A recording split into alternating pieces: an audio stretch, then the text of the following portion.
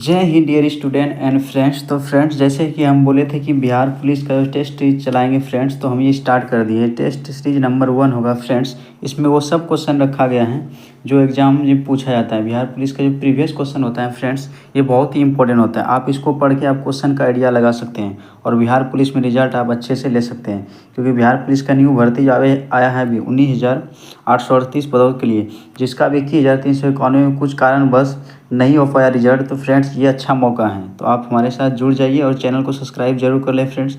आपका सिर्फ सपोर्ट का हमको ज़रूरत है, उससे क्या होता है हमको वीडियो बनाने में और मतलब मोटिवेट मिलेगा, और क्वेश्चन जो होता है अच्छा हम लाएंगे, जो मतलब पूछने के चांसेस ज़्यादा हैं। तो इसमें 20 क्वेश्चन रखेंगे फ्रेंड्स, और इसमें क्या हो क्वेश्चन हम बढ़ाएंगे। जैसे मेरा 100 मतलब 100 विद्यार्थी भी अगर मेरा देखता है अगर वीडियो, तो हम खुश हैं फ्रेंड्स। कम से कम 100 व्यू आता है तो हम खुश हैं। वीडियो बनाते रहेंगे फ्रेंड्स, और क्वेश्चन को भी लेवल भी अच्छा करेंगे, और मतलब क्वेश्चन भी बढ़ाएंगे, 50 कर देंगे। तो चलिए फ्रेंड, इसको हम स्टार्ट करते हैं। और कॉपी कलम लेके फ्रेंड्स ज़रूर बैठिए। तो और बताइए बीच में आपका कितना सही हुआ है, कमेंट में ज़रूर बताइए।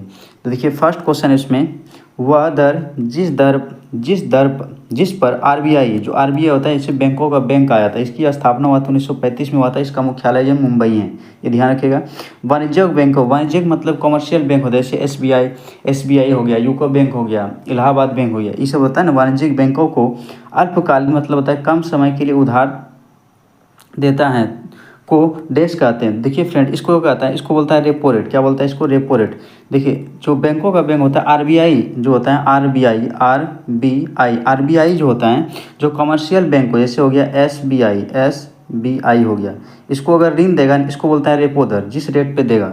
और कभी कभी क्या होता है, जो हमारा बैंक है, सबसे बड़ा बैंक है आरबीआई, इसको पैसा का ज़रूरत होता है, तो ये क्या करता है, ये लेता है एसबीआई से। जब ये एसबीआई से लेगा आरबीआई, तो इसको बोलेंगे रिवर्स रेपो रेट। क्या बोलेंगे इसको? रिवर्स रेपो रेट बोलेंगे। और जब क्या क्या होगा, जब आरबीआई एसबीआई को देगा पैसा, तो इसको बोलता है रेपो रेट। और क्या होता है, जब एसबीआई आरबीआई को देगा, तो इसको बोलता है रिवर्स रेपो रेट। देखिए फ्रेंड, आरबीआई जो होता है ये महंगाई को भी कंट्रोल करता है, ठीक है। जब पैसा ज़्यादा हो जाता है मार्केट में, तो ये क्या करता है, ये रेपो रेट जो होता है ना ज़्यादा, मतलब ये बढ़ा देता है, ताकि मतलब सबको मतलब पैसा ज़्यादा ना हो। तो इससे क्या होगा, अवमूल्यन की स्थिति आ जाएगा फ्रेंड्स। तो अब समझ में आ गया रेपो रेट क्या होता है और रिवर्स रेपो रेट क्या होता है। तो इसमें जो रेपो रेट रहता है हमेशा ज़्यादा रहता है। क्या होता है? रेपो रेट हमेशा ज़्यादा रहता है, और रिवर्स रेपो रेट क्या होता है, इससे कम रहता है। हमेशा क्या होता है, इससे कम रहता है। तो ये ध्यान रखिएगा। तो इसका करेक्ट आंसर 1 हो जाएगा। नेक्स्ट प्रश्न है, तो फ्रेंड्स इसमें पूछ रहे हैं भरहुत देश से संबंधित है। तो आप कमेंट में आप बताइए कितना सही होता है। तो आप टिक लगा के, तो इसमें देखिए रोक के आप बताइएगा कि क्या होता है, अपने कॉपी में लिख के। देखिए सब फ्रेंड्स, भरहुत संबंधित है किस धर्म से हैं।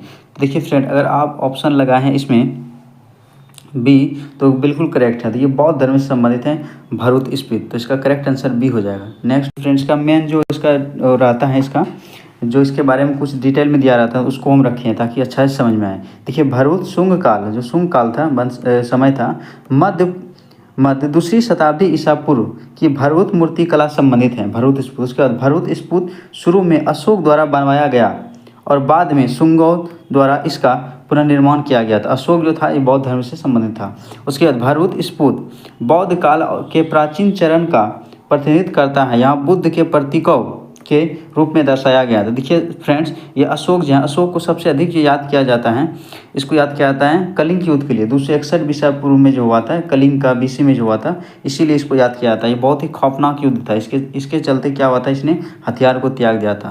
तो ये ध्यान रखिएगा। क्वेश्चन है, काली बंगन का शाब्दिक अर्थ होता है काली रंग की चूड़ियाँ होती है। काली बंगन जो पड़ता है राजस्थान में पड़ता है। काली बंगन से पुरातात्विक अवशेषों के रूप में इनमें से कौन सा तत्व नहीं मिला है। तो देखिए फ्रेंड, ये कौन नहीं मिला है, आप कमेंट में बताइए, बता भी सकते हैं और कॉपी में लिख सकते हैं। तो ये इसमें जो नहीं मिला था फ्रेंड्स, ये मिला था काली चूड़ियाँ, अग्निकुंड मिला था, जोता हुआ खेत, ये बनवाली से मिला था, यहाँ से मिला था। और इसमें जो था जोड़ों की कब्र नहीं मिला था। ये जो मिला था जोड़ों की कब्र, ये दमदमा में मिला था। तो इसका करेक्ट आंसर हो जाएगा ऑप्शन नंबर 4 हो जाएगा। नेक्स्ट प्रश्न इसमें, इब्न बतूता के भारत आने पर दिल्ली सल्तनत का शासक कौन था। देखिए फ्रेंड, दिल्ली सल्तनत में सबसे अधिक जो पढ़ा लिखा शासक था वो था MBT, जिसको बोलते हैं मोहम्मद बिन तुगलक। तो इसका करेक्ट आंसर हो जाएगा ऑप्शन नंबर बी हो जाएगा। तो इब्न बतूता के समय इब्न बतूता जब आया था, तो इसके साथ इब्न बतूता भारत आया था। ये आया था 1333 ईस्वी में आया था।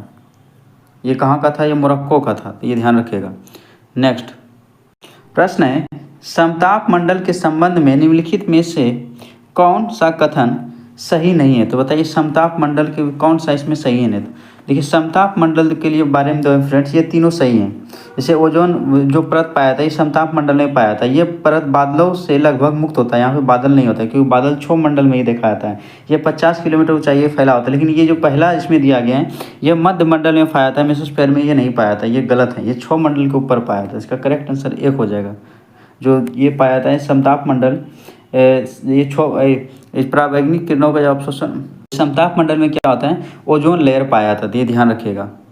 क्वेश्चन यहाँ पे, चंद्रमा एक देश पिंड का उदाहरण है। देखिए चंद्रमा एक उपग्रह है और पृथ्वी एक ग्रह है। ग्रह जो भी होता है ये उपग्रह, इसको अपना प्रकाश नहीं होता है, ये सूर्य के प्रकाश से चमकता है। तो ये इसका जो करेक्ट आंसर हो जाएगा फ्रेंड्स, ये हो जाता है प्रकाश, इसमें ज्योतिहीन इसको बोलता है, जिसमें प्रकाश नहीं होता है, मतलब इसको बोलता है ज्योतिहीन। तो इसका करेक्ट आंसर हो जाएगा यही। पारदर्शक नहीं, आर पर नहीं दिखता, उसके बाद पारभासी नहीं, उसके बाद प्रकाश युक्त नहीं है, क्योंकि सूर्य एक तारा है, क्योंकि सूर्य के पास एक प्रकाश है। तो इसका करेक्ट आंसर हो जाए ऑप्शन नंबर बी हो जाएगा। चंद्रमा क्या है, ज्योतिहीन छिद्र है।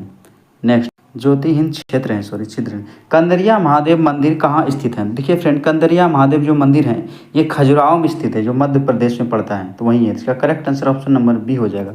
नेक्स्ट क्वेश्चन है, 42वां संविधान संशोधन अधिनियम 76 द्वारा प्रस्तावना में निम्नलिखित में से कौन सा शब्द जोड़ा गया? तो इससे क्वेश्चन बहुत पूछता है फ्रेंड। एक और भी पूछता है, ऐसा कौन सा राज्य जो पहले देश हुआ करता था? वो सिक्किम है फ्रेंड। सिक्किम जो होता है 22वां राज्य बनाए 36वां संविधान संशोधन 1975 के तहत। तो ये ध्यान रखेगा। तो ये जोड़ा था फ्रेंड, 3 समाजवादी, पंथ निरपेक्ष और एक और जोड़ा था। तो इसमें जो करेक्ट आंसर हो जाएगा ऑप्शन नंबर ये हो जाएगा 4 हो जाएगा। तो ये समाजवादी को जोड़ा गया था। तो इसका करेक्ट आंसर यही हो जाएगा। क्वेश्चन है, ब्रिटिश ईस्ट इंडिया कंपनी, इसकी स्थापना 1600 ईस्वी में इंग्लैंड में हुआ था। कंपनी की ओर से और औद्योगिक क्रांति की शुरुआत भी इंग्लैंड में हुआ था। प्लासी का युद्ध का नेतृत्व किसने किया था? तो देखिए फ्रेंड, प्लासी का युद्ध जो पड़ता है ये पश्चिम बंगाल में हुआ था। ये कब हुआ था? ये हुआ था 1757 में हुआ था प्लासी का युद्ध। उसके बाद बक्सर का युद्ध हुआ था 1764 में हुआ था फ्रेंड। बक्सर के युद्ध के ही बाद क्या हुआ था, भारत पर अंग्रेजों ने शासन कर लिया था। तो देखिए प्लासी का युद्ध ये पहला युद्ध था। तो इसमें जो उसका सेनापति था फ्रेंड्स, इसको बनाया गया था क्योंकि बंगाल का नवाब था, इसके साथ धोखा कर दिया था, इसीलिए जीत गया था। उस समय जो था सेनापति ये था रॉबर्ट क्लाइव। और जो 1764 का हुआ था बक्सर का युद्ध, उसमें जो ब्रिटिश सेनापति था वेक्टर मुनरो था। इसका करेक्ट आंसर हो जाए ऑप्शन नंबर 3 हो जाएगा। प्लासी जगह है फ्रेंड्स, ये पड़ता है पश्चिम बंगाल में। बक्सर का युद्ध हुआ था फ्रेंड्स, ये बिहार में हुआ था। ये ध्यान रखिएगा। नेक्स्ट क्वेश्चन इसमें, इडुक्की जल विद्युत परियोजना किस राज्य में स्थित है? तो इडुक्की जल विद्युत परियोजना है फ्रेंड्स, वहाँ पे साइलेंट वैली भी है, तो ये केरल में पड़ता है। इसका करेक्ट आंसर 1 होगा।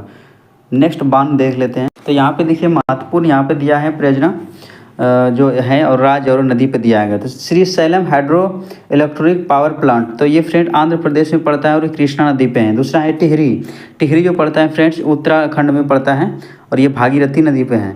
उसके बाद नापता झाकड़ी, ये जो हिमाचल प्रदेश में पड़ता है सतलज नदी पर ये है। हीराकुंड बांध सबसे लंबा बांध है हीराकुंड, और सबसे ऊँचा बांध है कौन सा है?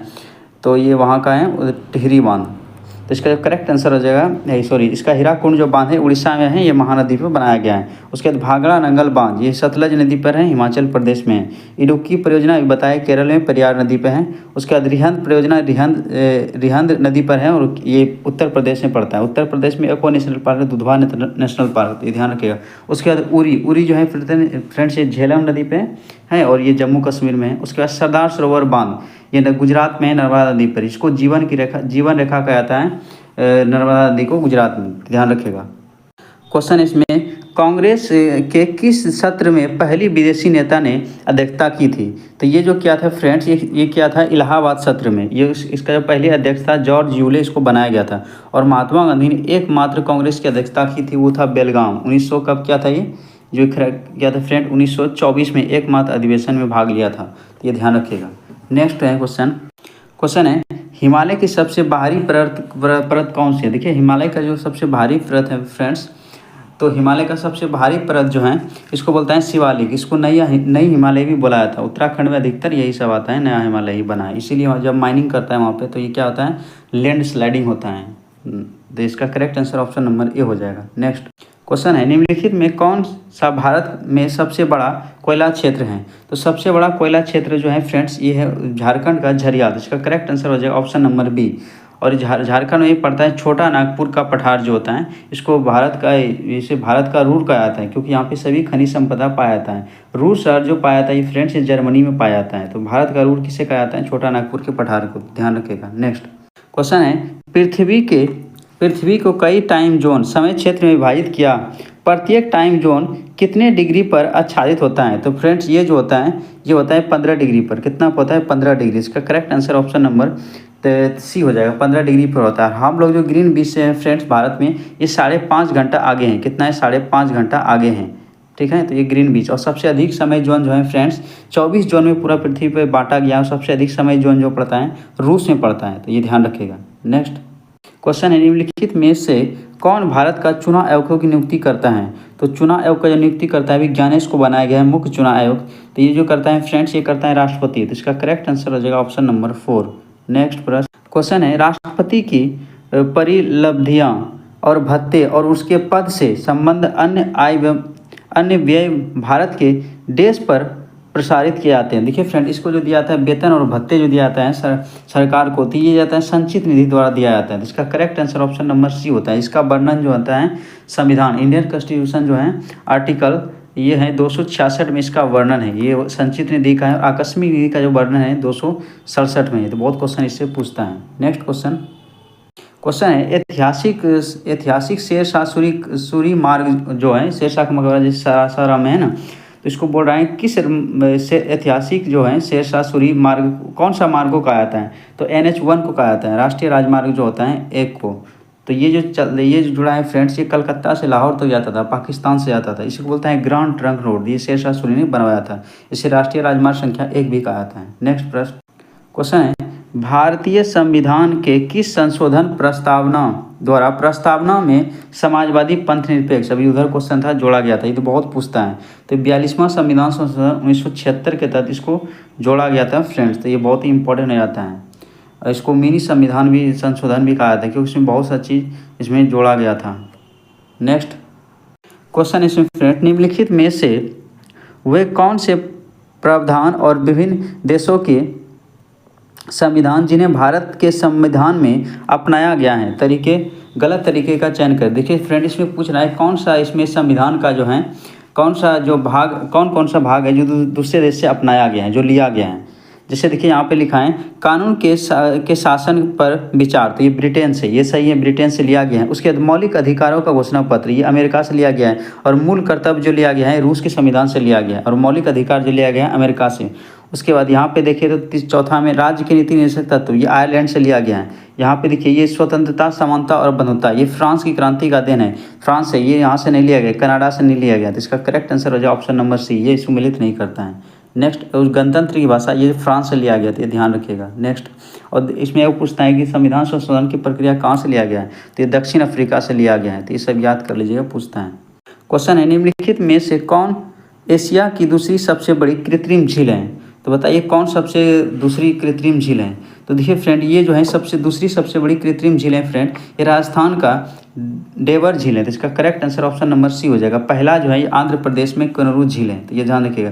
देखिए चिल्का झील ये उड़ीसा में पड़ता है। चिल्का झील जो है एशिया का सबसे बड़ा साल्ट झील है, लेक है, मतलब सबसे बड़ा खारे पानी का झील है ये। और सबसे मीठा जो झील है भारत का सबसे बड़ा मीठा पानी का झील ये बुलर झील है। मीठा पानी का मतलब होता है मीठा नहीं, उसको पी सकते हैं, ध्यान रखना। ठीक फ्रेंड, ये आप यहाँ भी पढ़ सकते हैं। राजस्थान के डेवर झील एशिया का दूसरी सबसे बड़ी कृत्रिम झील है। कृत्रिम मतलब होता है बनाया गया। गोविंद बल्लभ सागर झील के बाद डेवर झील भारत का दूसरी सबसे बड़ी कृत्रिम झील है। यह पुलिकट झील नहीं होगा। पहला जो सबसे बड़ा झील है यह है गोविंद बल्लभ पंत सागर के बाद डेवर झील दूसरी सबसे बड़ी कृत्रिम झील है। यह पश्चिमी भारत में राजस्थान राज्य के उदयपुर जिले में स्थित है। यह जयसमंद झील को डेवर झील के भी नाम से जाना जाता है। जयसमंद को ही डेवर झील कहा जाता है। महाराणा जय सिंह द्वारा 1685 में बनाई गई डेवर झील 1636 वर्ग मील के क्षेत्र में कवर है। उसके बाद और जाने तो यहाँ पे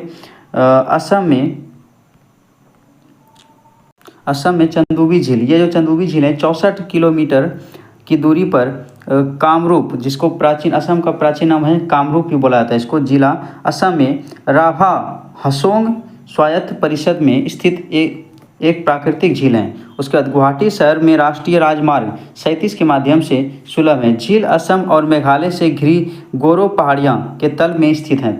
उसके बाद उड़ीसा चिल्का झील देखें, ये एशिया का सबसे बड़े खारे पानी का झील है। तो जान लीजिए ये जो है 1100 वर्ग किलोमीटर क्षेत्र में फैला हुआ है। उड़ीसा के 3 जिले यानी पूर्वी में पुरी, उत्तर में खुर्दा और दक्षिण में गंजम पहला जिला है जहाँ पे बाल विवाह मुक्त हुआ था। ये वहीं पड़ता है गुजरात, वहाँ पे उड़ीसा में के कुछ हिस्से में शामिल है। यह भारत में सबसे बड़ा तटीय लैगून और दुनिया का दूसरा सबसे बड़ा लैगून झील है। तो ये ध्यान रखिएगा। झील का एक उच्च उत्पादन पारिस्थितिक तंत्र है जिससे समृद्ध मत्स्य संसाधन है। उसके बाद आंध्र प्रदेश के कोरेरू झील भारत का सबसे बड़े ताजे पानी का झील है। यह एशिया में सबसे बड़ी उथली मीठे पानी के झील हैं जो एलुरु से 15 किलोमीटर दूर और राजमहेंद्रवरम से 65 किलोमीटर की दूरी पर हैं। यह कृष्णा और गोदावरी डेल्टा के बीच स्थित है। ध्यान रखिएगा ये। तो देखिए फ्रेंड, यहाँ पे सबसे बड़ा झील जो बताया गया है, ये जो बताया कोरेरू झील, ये आंध्र प्रदेश में बताया गया है फ्रेंड्स। तो ये तटीय वाला राज्य में ये स्थित है। और वो जो है मीठा पानी का झील वो है बिना तटीय वाला जो जम्मू कश्मीर में पड़ता है, बुलर झील, वो भी ताजे पानी का सबसे बड़ा झील है।